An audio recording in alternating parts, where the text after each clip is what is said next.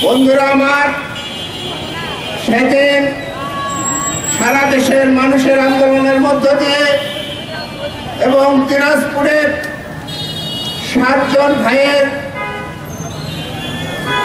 আত্মহত্যের মধ্য দিয়ে সেদিন শাসক আমাদের এই রাষ্ট্র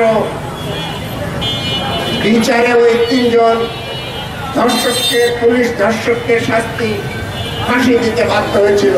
৯৯ সালে এদেশের রাষ্ট্র ক্ষমতায় ছিল একজন নারী। তিনি এই আইনটাকে, নারী নির্যাতন দমন আইনটাকে আরো কঠোর হওয়ার চেষ্টা করেছে। আইন যতই কঠোর হোক, আমরা দেখেছি এই আইনের ফাঁক ফোকর দিয়ে ধর্ষক এবং নির্যাতকরা বেরিয়ে আসারও ব্যবস্থা রাখা হয়েছে। এভাবে আলাদা করা হচ্ছে, এটা কার স্বার্থে? এটা কিসের আলামত? অত্যন্ত পরিতাপের সাথে বলতে হয় যে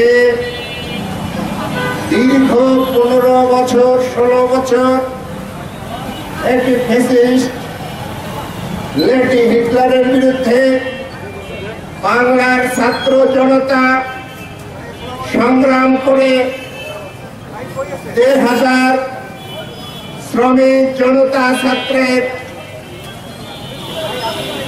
জীবনদানের মধ্য দিয়ে এবং প্রায় ৪০,০০০ মানুষ আহত, নির্যাতিত, প্রায় ১৫০ মানুষ ছাত্র শ্রমিক চোখ হারিয়ে আজকে একটি ফ্যাসিস্ট মুক্ত একটি গণতান্ত্রিক বাংলাদেশের আকাঙ্ক্ষা মানুষ চেয়েছিল।